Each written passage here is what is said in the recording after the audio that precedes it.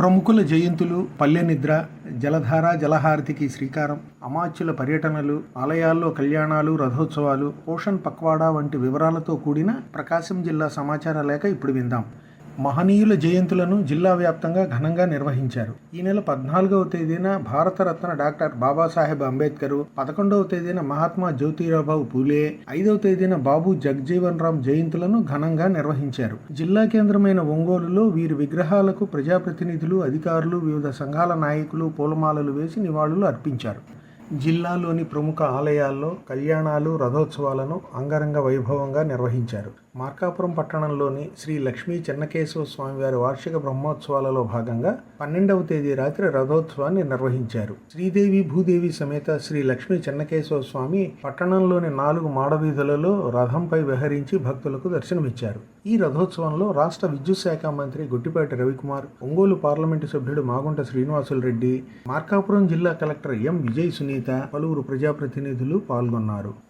మార్కాపురం జిల్లా రాచర్ల మండలం జేపీ చెరువు గ్రామ సమీపంలోని శ్రీ నెమలిగండ్ల రంగనాయక స్వామి బ్రహ్మోత్సవాలలో భాగంగా ఈ నెల 3వ తేదీన రంగనాయక స్వామి కళ్యాణ మహోత్సవాన్ని శాస్త్రోక్తంగా నిర్వహించారు. ఈ కళ్యాణ మహోత్సవంలో రాష్ట్ర సాంఘిక సంక్షేమ శాఖ మంత్రి డాక్టర్ డోలా శ్రీ బాల వీరాంజనేయ స్వామి పాల్గొన్నారు. ఈ నెల 5వ తేదీన ఈస్టర్ పర్వదినాన్ని ఒంగోలు నగరంలో క్రైస్తవ సోదరులు భక్తి శ్రద్ధలతో నిర్వహించారు. ఒంగోలు కబడ్డీపాలెం నుంచి సిలువను ప్రార్థనా కొండ వరకు ప్రదర్శనగా తీసుకువెళ్లారు. ప్రార్థన కొండపై Junet memorial Baptist church father Augustine ప్రత్యేక ప్రార్థనలు చేశారు. వెలుగొండ ప్రాజెక్టును వచ్చే ఏడాది జూన్ నాటికి పూర్తి చేసే లక్ష్యంతో పనులను వేగవంతం చేశామని రాష్ట్ర నీటిపారుదల శాఖ మంత్రి నిమ్మల రామానాయుడు అన్నారు. వెలుగొండ ప్రాజెక్టులోని హెడ్ రెగ్యులేటర్లు, 2వ సొరంగంలోని టీబీఎం మిషన్ను ఈ నెల 7వ తేదీన ఆయన పరిశీలించారు.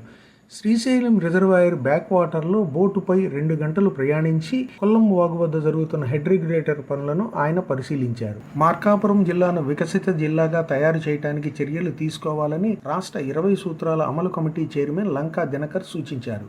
మార్కాపురం కలెక్టరేట్ సమావేశ మందిరంలో ఈ నెల 6వ తేదీన ఆయన విద్యుత్, వైద్యం, Amrit, Jal Jeevan mission, PM Suryaghar, PM Kusum, Veligonda ప్రాజెక్టులపై సమీక్షా సమావేశం నిర్వహించారు. ప్రజల సమక్షంలోనే వారి సమస్యలను పరిష్కరించేందుకు పల్లె నిద్ర కార్యక్రమం నిర్వహిస్తున్నామని ప్రకాశం జిల్లా కలెక్టర్ పి రాజాబాబు అన్నారు. దర్శి మండలంలోని పోతవరం గ్రామంలో ఈ నెల 11వ తేదీ రాత్రి ఆయన పల్లె నిద్ర కార్యక్రమం నిర్వహించారు. ఈ సందర్భంగా గ్రామంలోని శివాలయం వద్ద గ్రామస్తులతో సమావేశం నిర్వహించి వారి సమస్యలను తెలుసుకున్నారు. సమస్యల పరిష్కారానికి అప్పటికప్పుడే అధికారులకు ఆదేశాలు జారీ చేశారు.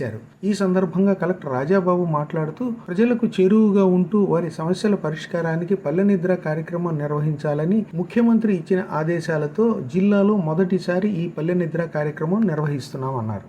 రాష్ట్రంలో 20 లక్షల సోలార్ రూఫ్ టాప్ల ఏర్పాటే లక్ష్యంగా ముందుకు సాగుతున్నట్లు రాష్ట్ర విద్యుత్ శాఖ మంత్రి గొట్టిపాటి రవికుమార్ తెలిపారు. పలు ప్రాంతాలలో ఏర్పాటు చేసిన సూర్యఘర్ యూనిట్లను ఆయన ప్రారంభించారు. మార్కాపురం మండలంలోని పెద్దయాచివరం గ్రామంలో ఈ నెల 12వ తేదీన మార్కాపురం జిల్లా కలెక్టర్ ఎం విజయ్ సునీత, మార్కాపురం, గిద్దలూరు, కనిగిరి ఎమ్మెల్యేలు కందుల నారాయణ రెడ్డి, ముత్తుముల అశోక్ రెడ్డి, ఉగ్ర నరసింహారెడ్డిలతో కలిసి PM Surya Ghar solar roof top unit ను ఆయన ప్రారంభించారు. ఈ సందర్భంగా మంత్రి రవికుమార్ మాట్లాడుతూ మార్కాపురం జిల్లాలో ఈ పథకం కింద 402 కోట్లు ఖర్చు చేస్తున్నట్లు ఆయన వివరించారు. జలధార జలహారతి కార్యక్రమాన్ని రాష్ట్ర సాంఘిక సంక్షేమ శాఖ మంత్రి డాక్టర్ డోలా శ్రీ బాల వీరాంజనేయ స్వామి ఈ నెల 6వ తేదీన ఒల్లూరు గ్రామంలోని చెరువు వద్ద నిర్వహించారు. ఒల్లూరు చెరువు వద్ద గంగమ్మ తల్లికి పూజలు నిర్వహించి హారతి ఇచ్చి కార్యక్రమాన్ని ప్రారంభించారు. ఈ సందర్భంగా జేసీబీతో చెరువు కట్టపై ఉన్న కంపను తొలగించారు. ఉమ్మడి ప్రకాశం జిల్లాలో ఈ నెల 9వ తేదీ నుంచి పోషణ్ పక్వాడా కార్యక్రమాన్ని ప్రారంభించారు. గర్భిణులు, బాలింతలకు పౌష్టికాహార ఆవశ్యకతను వివరించడమే లక్ష్యంగా పోషణ్ పక్వాడా కార్యక్రమాన్ని నిర్వహిస్తున్నట్లు మార్కాపురం కలెక్టర్ ఎం విజయ్ సునీత అన్నారు. ప్రకాశం జిల్లాలోని 5 మండలాల పరిధిలోని 7 క్లస్టర్లలో ఏర్పాటు చేసిన కొనుగోలు కేంద్రాల ద్వారా 514 మెట్రిక్ టన్నుల ధాన్యాన్ని సేకరించినట్టు జాయింట్ కలెక్టర్ కల్పనా కుమారి తెలిపారు. ఇప్పటి వరకు మీరు ప్రకాశం జిల్లా సమాచార లేఖ విన్నారు. రచనా వ్యాఖ్యానం ఎంవీఎస్ ప్రసాద్, ఆకాశవాణి ప్రకాశం జిల్లా ప్రతినిధి. సమర్పణ ప్రాంతీయ వార్తా విభాగం, విజయవాడ.